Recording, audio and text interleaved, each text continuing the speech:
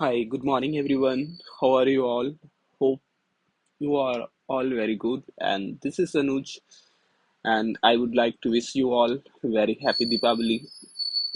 And आज जो हम लोग एक IBBI की इम्पोर्टेंट सर्कुलर के ऊपर डिस्कशन करने जा रहे हैं और ये जो सर्कुलर की डेट आप देख पा रहे होंगे ये 29 अक्टूबर 2024 को इशू किया गया है और ये जो सर्कुलर नंबर है IBBI/LIQ/78/2024. This is the circular number.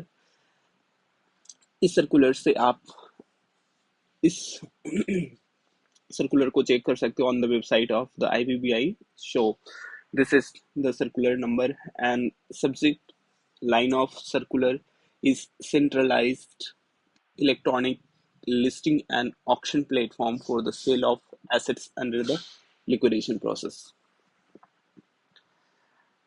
अब एक जो सर्कुलर है बेसिकली इसी के ऊपर है centralised electronic listing and auction platform for sale of assets under the liquidation process, right? तो गाइज आप लोगों को जैसे कि पता होगा कि जब कंपनियां लिक्विडेशन में आती हैं, ठीक है, तो लिक्विडेशन में कंपनी की जो एसेट्स होती है उसको ई ऑक्शन किया जाता है in order to sell that assets. और एसेट से जो भी फंड्स आती है वो फंड्स को स्टेक होल्डर्स में डिस्ट्रीब्यूट कर दिया जाता है, ठीक है। तो उस एसेट्स को कह सकते हो ब्रॉडली सेल करने की दो तरीके हैं। फर्स्ट जो तरीका होता है ई ऑक्शन कर दो आप, ठीक है, ई ऑक्शन कर दो, ऑक्शन कर दो, जो भी है, एक तो ये होती है। जो सेकंड तरीका होता है प्राइवेट सेल होती है,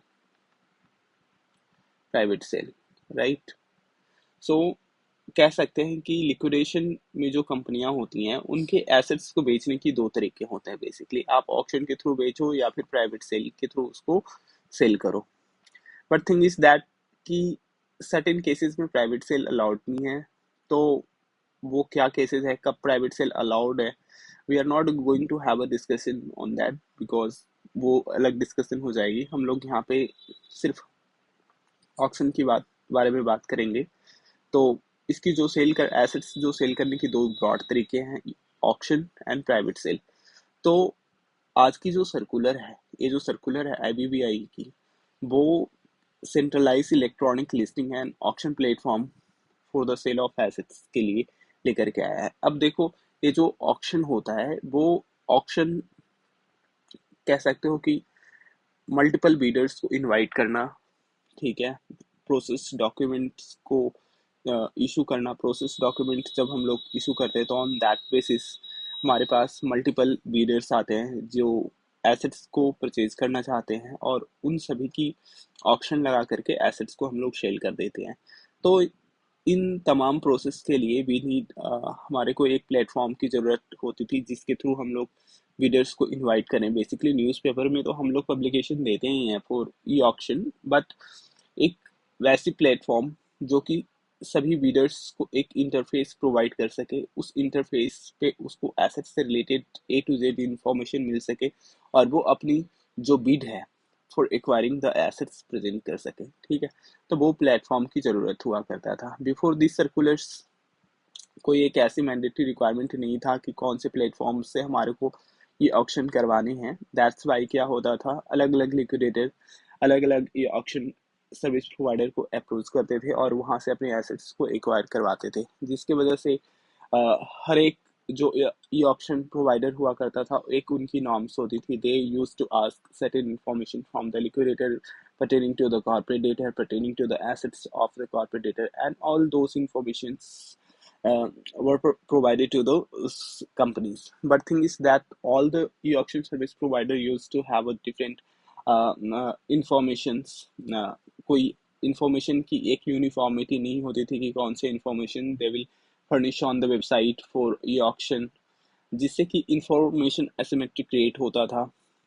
सभी ई ऑक्शन प्रोवाइडर एक टाइप की इंफॉर्मेशन, ठीक है, एक यूनिफाइड इंफॉर्मेशन नहीं प्रोवाइड करते थे। तो कहीं ना कहीं जो ये था कि स्टैंडर्डाइजेशन ऑफ प्रोसेस नहीं हो पा रहा था, इंफॉर्मेशन एसिमेट्री की जो चीज़ें थी वो भी हुआ करता था। सो IBBI थॉट दैट क्यों ना एक सेंट्रलाइज इलेक्ट्रॉनिक लिस्टिंग ये ऑक्शन प्लेटफॉर्म हो, जिससे कि सभी लिक्विडेटर को ये ऑक्शन करवाना मैंडेटरी कर दिया जाए, जिससे कि क्या होगा, स्टैंडर्डाइजेशन ऑफ प्रोसेस होगा। ठीक है। उसके बाद एसेट्स की सभी एसेट्स की एक टाइप की इंफॉर्मेशन वहाँ पे प्रोड्यूस की जाएगी, और स्टेक होल्डर्स जो पार्टिसिपेट करना चाहते हैं ये ऑक्शन में, उनको भी कोई प्रोसेस नहीं होगी। So entire intent of issuing this circular was that, right. So अब देखते हैं वन बाई वन सभी पैराज में कि आईबीबीआई ने क्या मेंशन किया है इस सर्कुलर के अंदर। First of all para number 1 जो है, इस पैरा नंबर 1 में कहता है कि regulation 33 sub regulation 1 of IBBI liquidation process regulation 2016 से, ठीक है, ये जो रेगुलेशन है प्रोवाइड करता है liquidator shall ordinarily sell the assets of the corporate debtor through an auction in manner specified in schedule 1। Further, clause 7 of the para of the schedule 1 of the liquidation process provides that from a date to be notified through the circular be the board by the board, the liquidator shall sell the assets only through an electronic e-auction platform impaneled by the board. Currently, the liquidator in the various liquidation process are selling the assets through the various auction platforms, and details of the company's assets are typically made public only at the time of the auction notice. And this practice leads to the information asymmetry, as a potential buyer have a limited time to assess the value of the assets, often resulting in the lower recovery rates. A centralized listing and auction platforms where the detail of all the assets under liquidation of the corporate debtor continuously available to the public uh, to the public provides an effective solution of the problems, right? अब हम लोग इसमें जो IBBI ने concerns को raise किया है, we will be having discussion on that. First of all IBBI regulation हम लोग 33 के ऊपर बात करते हैं। रेगुलेशन 33 क्या करता है कि एसेट्स को कैसे सेल करना है, ऑक्शन के थ्रू सेल करना है, उसके ऊपर बात करती है। ठीक है। उसके बाद जो शेड्यूल 1 है, रेगुलेशन 33 तो हो गया हमारा किसका, लिक्विडेशन प्रोसेस का, ऑफ LIQ प्रोसेस की। ठीक है, which states that the ordinary liquidator shall sell the assets by of the corporate debtor by an auction in the manner specified in schedule 1। So schedule 1 जो है किसका, liquidation process की, वो e auction की mode को बताती है। एक तो ऑक्शन होगा एंड दूसरा प्राइवेट सेल होगा, राइट। तो ये चीज़ें यहाँ पे है। उसके बाद further para clause 7 of of para 1 of schedule 1, ठीक है, of the liquidation process provides that from the date, जो भी डेट इसमें आगे नोटिफाइड किया है, दैट इज 1 नवंबर से इफेक्टिव होने वाली है, उस डेट से जितने भी e auction platform e auction की जाएगी वो आईबीबीआई के द्वारा इम्पैनल्ड जो ई ऑक्शन सर्विस प्रोवाइडर है वहां से किया जाएगा। तो अब आईबीबीआई ने एक एजेंसी को इम्पैनल की है जो ई ऑक्शन सर्विस को प्रोवाइड करेगा for the stress assets under the IBC. तो उसकी ई ऑक्शन जो करना है वो उसी ये ऑक्शन एजेंसी के थ्रू करवानी है। ठीक है। अब इससे क्या फ़ायदा होगा कि centralised listing e auction platform across the India, एक ही प्लेटफॉर्म होगी जहां से सारी कंपनियां जो लिक्विडेशन में है उनकी एसेट्स का ई ऑक्शन किया जाएगा। तो सभी भी लिक्विडेटर को जो इन्फॉर्मेशन प्रोवाइड कराने हैं लिस्टिंग ये ई ऑक्शन सर्विस प्रोवाइडर को एक टाइप की इन्फॉर्मेशन को प्रोवाइड करने हैं और एक यूनिफाइड सिस्टम में दी जाएगी। तो ये फायदा इसका हो गया। सेकंड पैरा नंबर जो 2 है, इसमें क्या बात कहा गया है कि to address the above challenges, IBBI has collaborated with the Indian bank associations to facilitate the auction of the assets through the e-BKRA platforms, which is presently owned and managed by the Public Sector Bank Alliance Private Limited. ठीक है, a consortium of the 12 public sector banks. e-BKRA has been conducting auctions for the assets mortgaged to the public sector banks under the SARFAESI Act for the past 5 years. इस बात को हमारे को यहाँ पे समझने की जरूरत है। फर्स्ट ऑफ ऑल आईबीपीआई ने क्या किया, ये जो अलग अलग ई ऑक्शन कंपनियां के साथ कंपनी लिक्विडेशन में जो कंपनी होती थी ऑक्शन किया जाता था, इस चैलेंज को खत्म करने के लिए, ताकि एक की कंपनी से सारे कंपनी जो लिक्विडेशन में है उनकी एसेट्स का ये ऑक्शन किया जाए, इस चीज को एड्रेस करने के लिए आईबीबीआई ने एक कोलैबोरेशन किया। कोलैबोरेशन किसके साथ किया? इंडियन बैंक एसोसिएशन, जिसको इन शॉर्ट आईबीए कहा गया है, to facilitate the auction of assets through EVK. This is the platform which is already in existence since more than 5 years back. इसकी incorporation हुई थी, और ये जो platforms है basically owned by 12 public sector banks। और ये EVK है, ये जितने भी companies जो सार्फेसी में बैंक एसेट्स को अटैच करती है, उन सभी एसेट्स का जो ई ऑक्शन अभी तक हो रहा है वो EVK ही करती है। और EVK की जो सबसे अच्छी बात है कि ये 12 पब्लिक सेक्टर जो बैंक्स है ना, उसके द्वारा ये ऑन किया जाता है और manage and controlled by the Indian bank in association facilitate the assets and platforms presently on and managed by public sector bank। ठीक है, सिंपली कि ये पब्लिक सेक्टर बैंक के द्वारा मैनेज किया जाता है, तो इसमें जो ट्रांसपेरेंसी लेवल है बहुत ज़्यादा हाई है। ठीक है, अब EBKRE has conducting auction for the assets mortgage to public sector banks under the SARFAESI Act, जैसे कि मैंने बताया पास्ट 5 years से। तो कहीं ना कहीं ये कोई न्यू तो ऑक्शन एजेंसी है नहीं, और ये ऑक्शन करते आ रहे हैं। ठीक है, तो पैरा नंबर हमारा ए हो गया था। थर्ड क्या है? Accordingly, public sector bank alliances has developed a model with EBK platforms to facilitate the listing and e-auction of the assets, right? Facilitate the listing and e-auction of the assets under the IBC. This centralized platforms offers detailed information on corporate debtors' assets, including photographs, videos, geographical conditions, by enhancing transparency and efficiency through the advanced technology. EBKRA aims to increase the bidder participation, streamline the operations, and maximize the returns for the creditors while improving the outcomes of the bidder. So, इसमें जो तमाम चीज कहा गया है, अब क्या है? Public sector bank alliance developed a module. First of all क्या बात कहा गया है कि इसमें एक मॉड्यूल्स को डेवलप किया गया है। ठीक है, with in the EBKRA platform. ठीक है, जो कि फैसिलिटेट करेगा लिस्टिंग किस चीज की? एसेट्स, जो कंपनी CRP में है उन एसेट्स की जिनकी ऑक्शन की जानी है। ठीक है, auction of assets under IBC. The centralized platforms detailed information on the corporate debtor. Corporate debtor की detailed information produce की जाएगी on the website, including the photographs, videos, and geographical conditions, coordinates। ठीक है, by enhancing transparency and efficiency through the advanced technology। इसमें जो technology की है that is very advanced। ठीक है, जो कि पार्टिसिपेंट्स को बहुत सारे चीज़ों को इनेबल करवाएगी। जो मेन एम है EBKRA का, to increase the bidder participation. इसमें जो पार्टिसिपेशन बीडर की हो वो ज़्यादा से ज़्यादा संख्या में हो, और it's very obvious that the number of the Bidder's will increase, the chances of the recoveries and chances of the successful auction will be very high, and there is also probability that the stakeholders will be getting a very high amounts for the bidding assets। Sure. Next, streamline करेगी operation and maximize returns for the creditors while improving the outcome of the bidder। So this is the para number 3। तो इसके बहुत सारे अपने benefits हैं।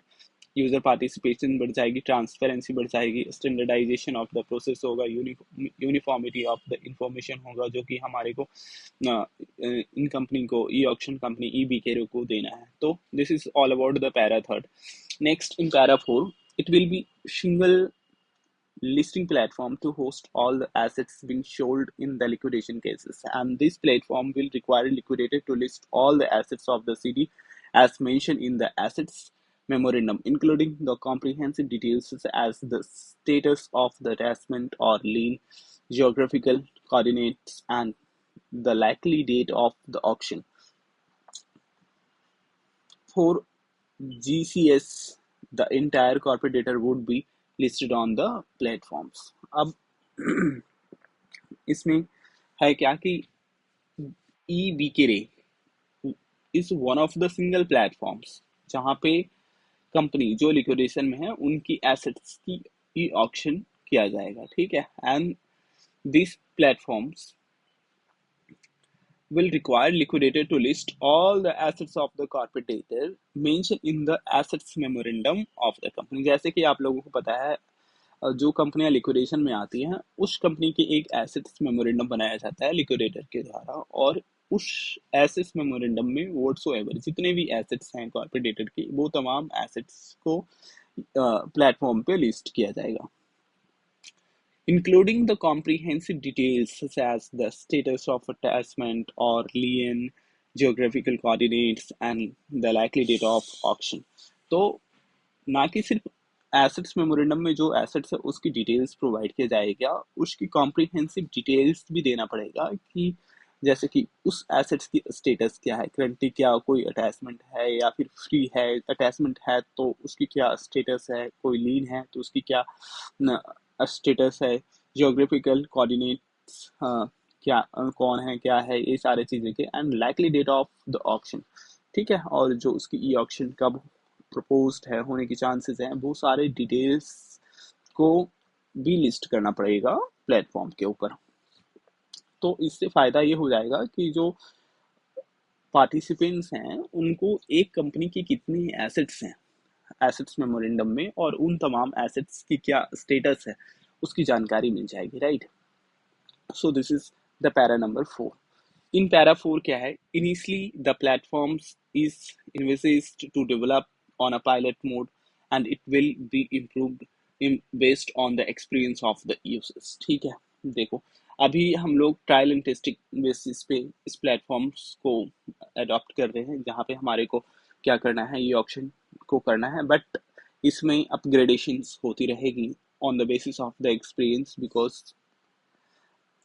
Improvement की scope तो बना रहेगा, क्योंकि अभी फर्स्ट टाइम हम लोग इसको वो कर रहे हैं, यूज़ कर रहे हैं, तो suddenly there will be upgradation in the websites, और जो डिफ़िकल्टीज आएगी उस डिफ़िकल्टीज को हम लोग फेस आउट करेंगे, रिमूव करेंगे एंड उसको अपग्रेड करेंगे। So there is the chances that the जो अभी ई बी के प्लेटफॉर्म आ रही है उसमें जो चीज़ें हैं वो फ्यूचर में अपग्रेड होता रहेगा, because it's not possible at a single time to have unified and कह सकते हो कि फुल फ्लेज्ड वेबसाइट तुरंत आ जाए।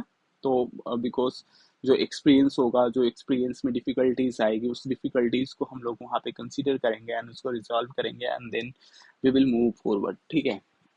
तो वही बताया गया है, the IP can access the platforms using their login details on the IBBI platform। So इस प्लेटफॉर्म को एक्सेस करने के लिए इंसॉल्वेंसी प्रोफेशनल्स की जो IBBI प्लेटफॉर्म्स की लॉगिन डिटेल्स है उसको यूज करके वो वहाँ पे कर सकते हैं। द प्लेटफॉर्म में भी access by the prospective buyers at buyers के लिए https ebkray.in and frequently asked questions and guide to use the platform। तो स्टेक होल्डर्स के लिए ये चीज़ें हैं कि आपको जो जब ये वेबसाइट को एक्सेस करना है then you can visit on the web links here, और ई के रे वेबसाइट वहाँ पे जा करके आप FAQs जो हैं उस FAQs को आप कंसिडर करें, देखें, उससे बहुत सारी क्वेरीज रिजॉल्व हो जाएगी। सो this is next para number 6 जो है, IP shall handling the liquidation process are hereby directed that shall list the details of the unsold assets in respect of ongoing liquidation process on eBKRay platforms, ठीक है। तो eBKRay platforms पे जाकर के unsold assets की detail को क्या करना है, ऑनगोइंग लिक्विडेशन प्रोसेस जो है उन अनसोल्ड एसेट्स की डिटेल्स को क्या करना है, अपलोड करना है eBKRay प्लेटफॉर्म पे। Next, shall list all the assets within 7 days of the submission of the assets memorandum to the adjudicating authority in respect of the liquidation process commencing on or after this circular। तो as soon as the assets memorandum को हम लोग क्या करते हैं, submit करते हैं adjudicating authority के, तो उसके 7 डेज के अंदर हमारे को उस एसेट्स की डिटेल्स को eBKRay प्लेटफॉर्म पे जाकर के लिस्ट कराना होगा, right. may use this eBKRay auction platform for the sale of assets on or after this circular in respect of all ongoing cases। तो अब इसको यूज करेगा, may use यहाँ पे स्टिल वर्ड है मे use EBKRE e-auction platform for the sale of the assets on or after the circular in respect. May word है sell होती तो somehow this might be very good, but let's चलो ठीक है. May use EBKRE platform. तो क्या अब EBKRE platform के साथ साथ कोई और अदर प्लेटफॉर्म को भी यूज कर सकते हैं, नहीं कर सकते हैं? We will have discussion on that. The circular shall come into force with effect from 1st of November 2024. तो 1st ऑफ नवंबर से ये सर्कुलर इफेक्टिव हो जाएगा और जितने भी ई ऑप्शन है ईवी के रेंज से होगा या अदर प्लेटफॉर्म से होगा, वी विल इसे भी देखेंगे. तो गाइस ये सर्कुलर है. पैरा नंबर 8 है. बेसिकली ये कह रहा है कि आईबीबीआई ने इस सर्कुलर को इशू किया है in exercise of the power one section 196 of the IBC code. So this is all about the circular. एक आईबीबीआई की रिसेंट सर्कुलर है और इसमें जो कंसर्न्स को एड्रेस किया गया है हमने इसके ऊपर डिस्कशन देखा. इनके हिसाब की कोई इस पे क्वेरीज होती है, just please put it in the comment box. I will be very happy to resolve your queries, and thank you very much for watching these videos. Thank you guys. And once again, आज दीपावली है जब मैं इस video को record कर रहा हूँ. So I wish you all very happy and prosperous Deepavali. माँ Lakshmi blesses you all of us. Thank you very much for watching these videos once again.